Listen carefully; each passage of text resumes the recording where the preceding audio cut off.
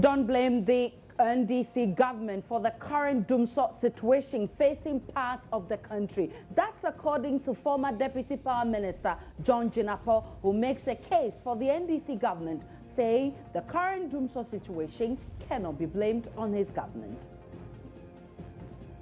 The current dumsor that we are facing, the prevalence of dumsor today cannot, Mr. Speaker, be attributed to the past administration. Not in the least. No way.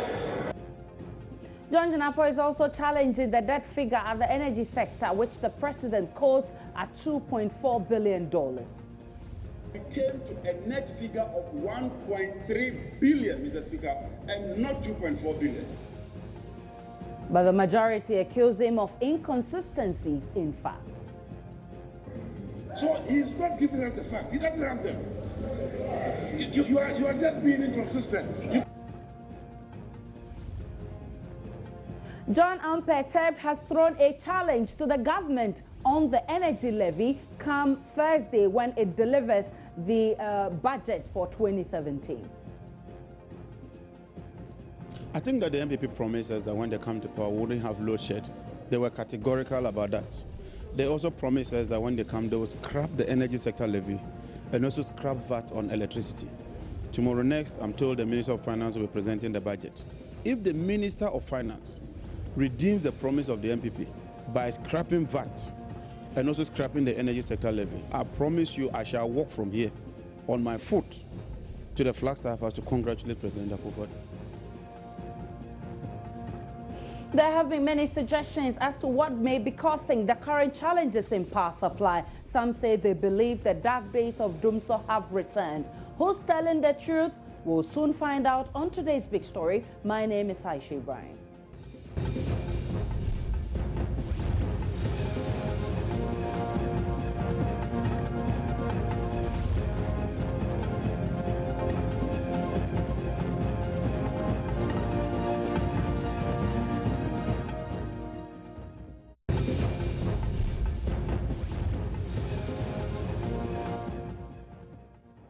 John Jinapor is debating the State of the Nation address delivered to Parliament last week by the President. He says the NDC government left a reliable, resilient and robust energy sector for the current NPP government, and therefore the government has no excuse to fail Ghanaians when it comes to the energy sector. We can listen to John Jinapor now. Mr. Speaker, I wish to state on authority, and I'm convinced that under no circumstances, Mr. Speaker, should dumsor revisit us. Yeah.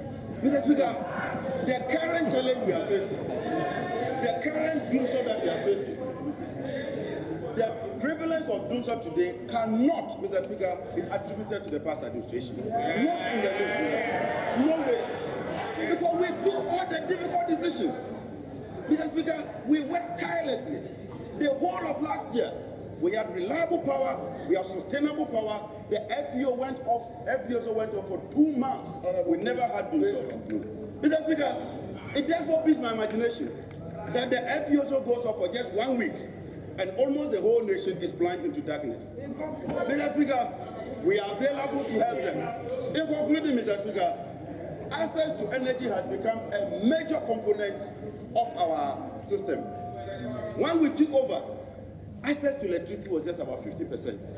Today, as I speak to you, Mr. Speaker, access to electricity is 83.5%. Second to only South Africa. When it comes to generation, Mr. Speaker, in conclusion, we wish to entreat our colleagues on the other side that Thursday, when the budget is presented by the Minister of Finance, we shall keenly monitor to ensure that the energy sector levies and the VAT, which they promise, are scrapped or not. And the people of Ghana will make a decision, Mr. Speaker, whether they sold their color TV and in return, they have been offered a black and white. Thank you. Let's do some analysis now. Kojo Poku is an energy analyst. He joins me in the studio. Good evening to you, Kojo. Hi, good evening. How are you? Many thanks for coming. I'm very well, thank you. But let's first start with the NDC government. And indeed, the right person spoke today, who is the Deputy Power Minister, who says that we should not blame the erstwhile NDC government for the current mishaps we're having in the power sector. I mean, how does this come across to you? Well, you see, there's two facets to the question. The last week load shedding that happened was as a result of a tie-in that was being done in the Jubilee field. So the gas from the field going to the Abuaze plant was shut, and therefore there's no gas processing to the Takoradi enclave. So if he says that you cannot attribute this 1 week of load shedding to the NDC, well, what he's trying to say is that it's not the usual dumsor that we've come to know. It's because of some work that happened in the Jubilee field that caused the shortage of gases. But the bigger problem of us being in dumsor for the past 4 years, still there. He seeks to make the point that indeed, if today Ghana returns back to dumsor, we cannot blame the NDC Well, government. why not? That's because they run the country on crude oil. You see, look, this back and forth on how much we owe as a country was as a result of the NDC running the country on crude oil.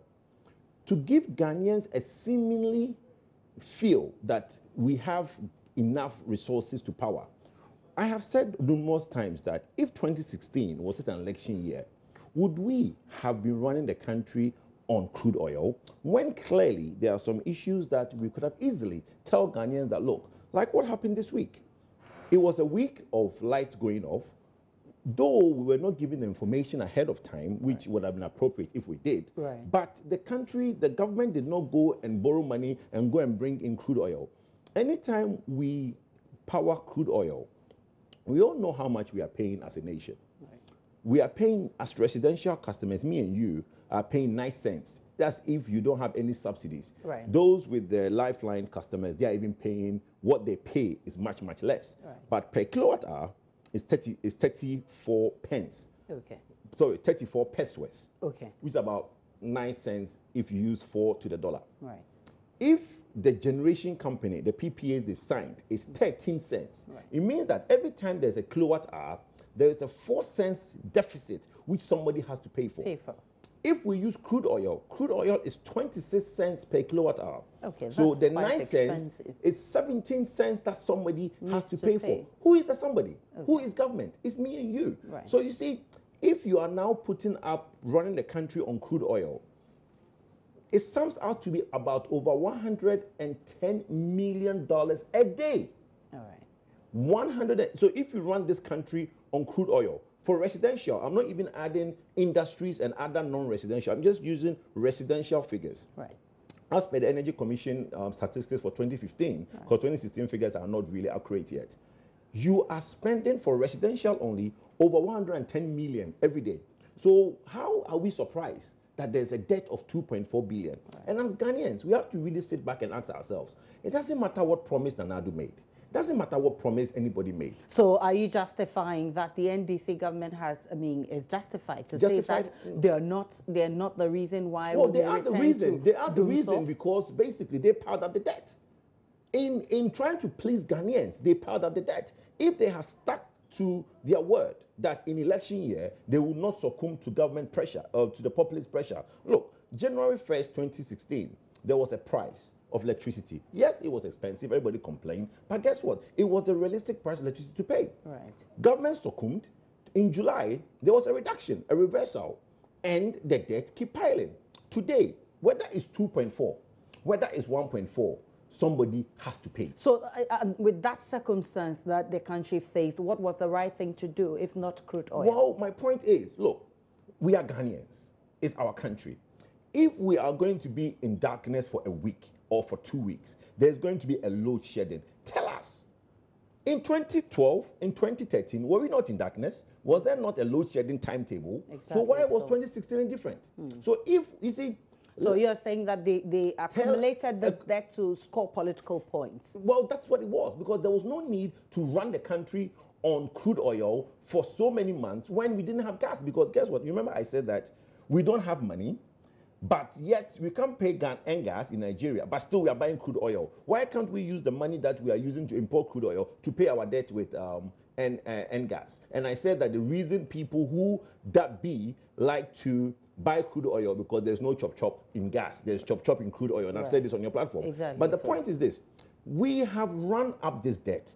We have to be honest with ourselves as a country. Look, let's not play political football and say, oh, Nanado said he's going to scrap the levy, he's going to do this. If he doesn't scrap it, how are we going to pay for the debt if we do not admit that as Ghanaians, we have to pay for it? We have to pay for it. But there are a lot of people who are scared that we may be going back to the dark days. I mean, looking at the situation, I mean, should we... Well, we cannot go back to the stages of 2012, 2013. We've explained time and time again that, look, the problem went from lack of infrastructure. And give credit when credit is due. In the 4 years from 2012 to 2016, investors came in, NDC created that environment for people to come in with this emergency power thing that they did. Right. There's a lot of built infrastructure. So when the president on his outgoing address said that, oh, we now have installed capacity and we can even export, he was right to a point. Yes, within the last 4 years, they've increased the capacity. Right. But what they did, because it was an ad hoc approach, measure, they did not focus on the fuel. So now when we have the infrastructure, how do we fuel this infrastructure? That has been done. Now, anytime that these generation companies give energy to ECG makes a 22% losses in transmission and revenue collection. Right. So anytime VRA or any of the IPPs give ECG 100 cities worth of electricity, they get less 22 cities. Okay. You understand? That is the losses in their system. Right. So that also compounds the issue. And so who created this losses? It's a system losses. Okay. It's not a systematic something that somebody has created. It's been there from time immemorial. And this present government has to now look at how to reduce. You can't. Every electricity system has losses. So you can only reduce the 22 to the barest minimum so that it's acceptable. Secondly, you have to look at revenue mobilization when people who are not paying their debt, which I know they've started in some of the areas by trying to collect money that is due. The only way to come out of this problem is to find money. And where will the money be found? It's from me and you. Right.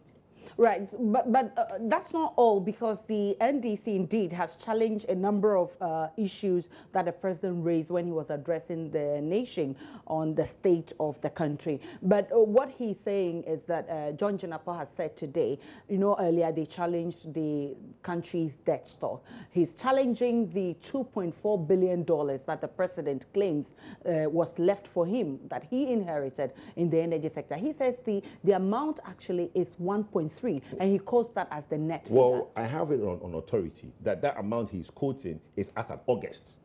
As at August. It's an August figure that was given to the World Bank.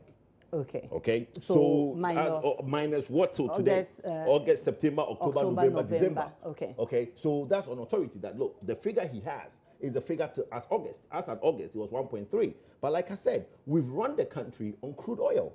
And not only are we running on crude oil, all the MDCs, all the MDAs and the SOEs are not paying their bill. Right. So there are various areas that even as we speak, 6 weeks into the new administration, we have not put the prepaid meters where we're supposed to put them. The SOEs and the MDAs are still putting up these costs. So the cost from the 2.4 billion now is no longer 2.4 billion. Right. When we are to go and do the audit now, I can assure you that it has increased. So until something is done immediately to ring fence and stop the incurring of cost, you can come and say, look, it's 1.3. This person can say it's 2.4. Whether there was a swallow by Jonah to the whale or the whale swallowed Jonah, there was a swallow. There is a debt that we have to look out for as a country. How do we pay for it? Let's not play politics with it. But interestingly, the power minister, the former deputy power minister, and I want to quote him, he says he left a resilient, a robust energy sector for the NPP government, and therefore you have no excuse. The NPP government has no excuse to fail Ghanaians. And he makes the point that 83.5%. I mean, if you look at access to electricity, it stands at 83.5%. I mean, you've been doing a lot of research in this area. Is that the case? That can be true. Look, this is the only country where we didn't have generation, but we're still extending electricity to villages. It's not. I wouldn't argue with the figures that Deputy Minister or Honorable Jinapor quoted in terms of access to electricity. Okay, so what was the sector resilient? No, was it wasn't. robust? How can a sector be resilient and robust when you know very well that you are generating at a non-recovery rate? Because basically, the generation cost, and he knows this, the generation cost, even if you are using thermal, as I said earlier, it's 13 cents per PPA signed with all these companies. You've directed that residential should pay 9 cents. How can that be resilient? Who is going to pay that debt? If you are running the country on crude oil, and you know very well that crude oil is 26 cents, as against we are all paying. You see, we as a country, Ghanaians are pampered. We left with a time. Look, I'll be very happy if Nanado says, look, yes, I said all these things that I'm going to say, or I said before coming in. For Ghana to be an industrialized nation, to grow, he said something. He used tough, innovative.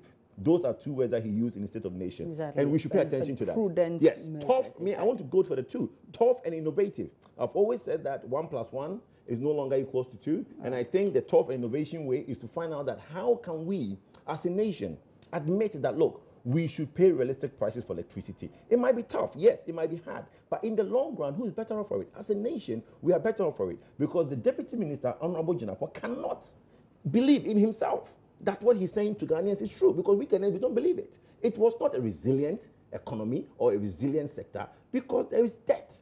He himself is admitting to 1.4 billion. Let's assume it's 1.3. Let's assume it's 1.3 billion. Right. Is that a resilient economy or sector that has a 1.3 billion debt growing? Who is to pay for that?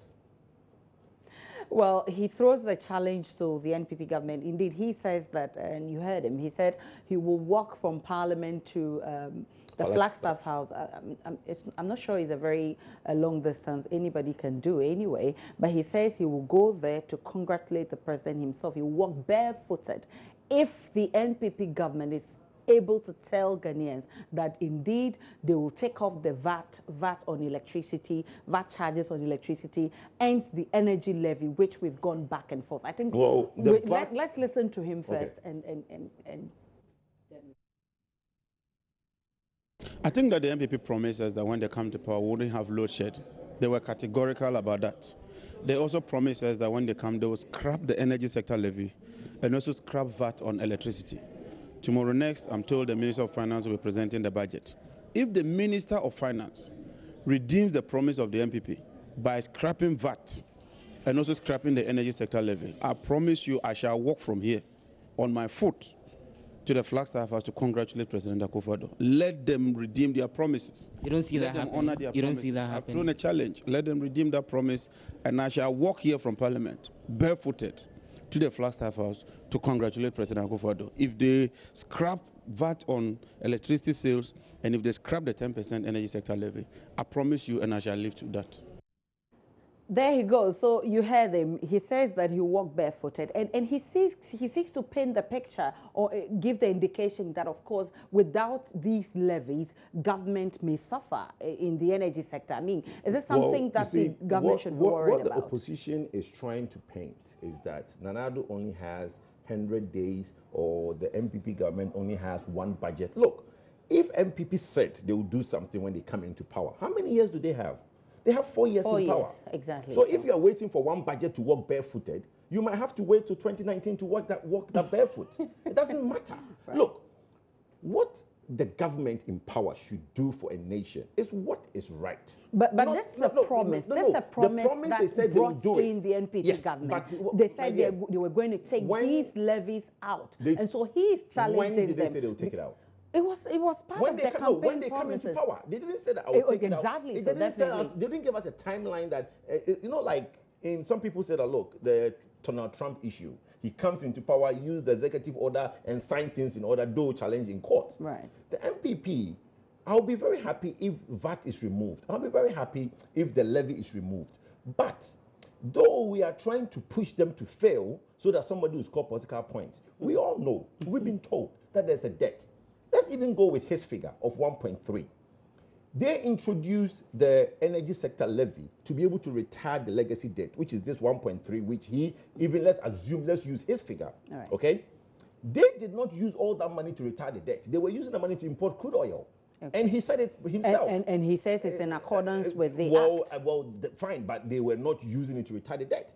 So let's assume that Nanado and his government has promised that they were going to take that levy out. They didn't say we'll do it in the first budget. They didn't say we'll do it in the second budget. Look, we elected the government of the day. We used our term on the 7th of December 2016 to vote. When do we have a mandate to go and do it again?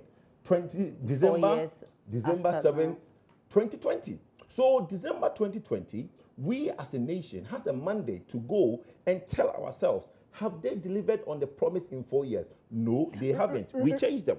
But remember, Ghanaians are impatient. I mean, look at the complaints that we had during the NDC government. Yes. The Ghanaians are impatient, and I doubt if they can wait till 4 years to question the NPP government for not wait? But legislatively, that is when we have our say. Look, we being impatient has gotten us to where we are. We being impatient is what happened on January 1st, 2016 and July 1st, 2016. Are you saying being impatient during NDC government is right, but during No, NPP, we should be impatient now. I'm not saying we shouldn't be impatient. I'm impatient. You are impatient. We want results. Definitely. Look, my light needs to come on. My electricity bill needs to go down. We all pay electricity bill, okay? We need it to go down. But my point is, let's not exert undue pressure so that to score political points. Honorable Jinapor is not trying to make it better for the country. He's trying to score political points. If you want the country, you know very well, he knows very well that if the government reduced the energy sector levy immediately, it had to find ways of paying the debt which exists. If the government said he's going to scrap it, yes, eventually he will scrap it. But the NPP knew about this debt before it made those promises. Well, let me give you an example. And again, we keep referring to other jurisdictions for our examples. Obama has Obamacare. Trump is saying that he's going to scrap Obamacare. He's going to provide health care to the country. Whether he scrap Obamacare, bring another health care service provider and call it something else, he will tell his jurisdiction people that, look, I scrap Obamacare. If MPP scraps the energy levy and comes up with another levy somehow, it's just semantics. But of course, that won't be acceptable to Ghanaians because you didn't promise to increase levies. You promised to remove levies. That's what the MPP government promised. MPP promised to reduce levies. MPP promised one village, one dam. MPP promised one constituency, 1 million, and all that they promised. Nana did not promise austerity. So he has a very tough challenge because he cannot come and start sacking people. He cannot come and start increasing taxes because that's not what he promised. But as a nation, we have to listen to ourselves, be fair with ourselves. As impatient as we are, how do we run the country? If there is a debt, do we conjure money? Does the government conjure money? Do we conjure money? We don't. So somebody has to pay for the debt that exists. Today, as per the address, the three things that are taking 99.4% of government revenue is what? Repayment of debts, statutory payments, and salaries. Right. How is the government going to find money to do all the things we want to do as a country? But they promised, they said that they had the money. They had the money. They didn't tell us where they were going to get the money. They said they had the money to do the job. So we will hold them accountable. I know that. We are all going to hold them accountable. Right. But my point is that if they introduce new innovative way of raising money, we shouldn't blame them. Yes, they can scrap the energy sector levy.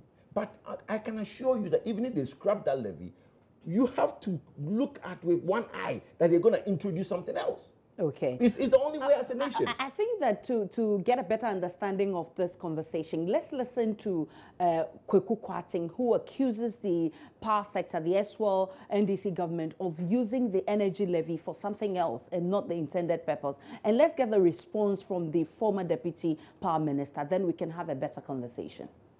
It has been indicated that the energy sector levies were put together to deal with these problems. Mr. Speaker, we ought to remind ourselves that the energy sector levies were old levies in the energy sector that were consolidated. They were not the creation of anybody. But perhaps the worrying observation that we can make as a country, Mr. Speaker, is that the money that is supposed to have gone into dealing with some of the indebtedness of the energy sector in the last 6 months of 2016 were used to procure crude oil and gas to power our generators, to pretend that somehow we have dealt with the problems of the sector because we do not have dumsor.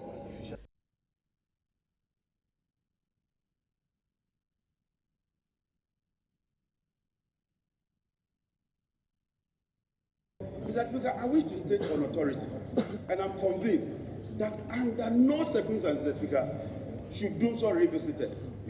Mr. Speaker,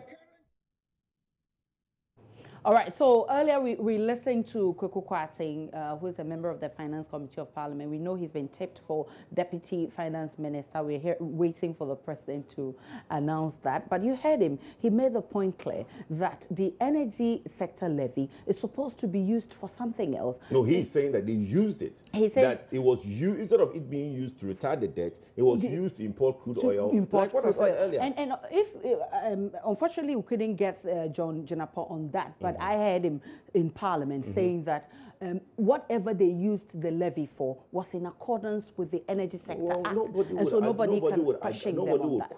We are not questioning what the NDC. Look, when you are in government, you have the executive powers to do what is right and what is good for Ghanaians. At that point, they told us that they're going to give us levies, so the levies will be used to retire the debt. If at a point they think that they're going to use the levies to import crude oil so that me and you will be in darkness and we are happy, they did that. But my point is that we have to start thinking as Ghanaians and start asking ourselves, what is good for the country in the long term, not what light comes on today or tomorrow. 2.4 billion as at January. My sister, if we are to go and do an audit today, that 2.4 has gone up because there is still subsidies in our electricity. Unless we go back and start paying realistic prices for electricity, as I speak to you, we are not. But at the time the MPP was campaigning, we were using some of these things as campaign messages that people were paying so much money for electricity and all of that. Okay. So how do we then go back to this? Let me tell you something that they can do. The government can do this. In the price build-up, okay, there are so many elements that go into a price build-up. It is not just the energy cost. There's the VAT, there's the street lightning, there's so many components. All right, but before we go, time is not on our side. He makes the point, and he's saying that there's no way the MPP can ever remove these levies. He talks about VAT on electricity, he talks about the energy sector levy. You cannot remove that. I mean, you cannot relieve Ghanaians. They can That's what he's saying. No, they can remove. Correct? That's what I'm saying, that innovation is called innovation. Innovation means it can be tinkered with. It might be removed and introduced in a way that you might not. So whichever way it comes, you still need those levies. Yes, of course, you need a levy to pay. Look, remember when the minister was being vetted? So the NDC didn't do any wrong by introducing the levies? We have never said NDC. You remember what I said? I said the realistic prices that Ghanaians should pay is the 1st January 2016 prices, which includes the energy levy. So nobody is saying they did wrong introducing those levies. The MPP feels that Ghanaians are burdened. Industry is stagnated, it's not growing. So the best way to kickstart the economy and grow the what you call industry is to give them some leeway so that you take some levies, the VAT and all those things off the energy. It doesn't mean that they're not going to find other ways to bring it back. Whichever way, me and you are going to pay for those debts, one way or the other. All right, many thanks to you. Kojo Poku is an energy analyst, and you've been listening to the conversation. But whichever way it goes, we'll be waiting patiently for Thursday, March 2, 2017, when the Minister for Finance delivers the 2017 budget statement. Then we can also make another argument or conversation on the energy sector. My name is Aisha Ibrahim. Many thanks for watching. Have a great one.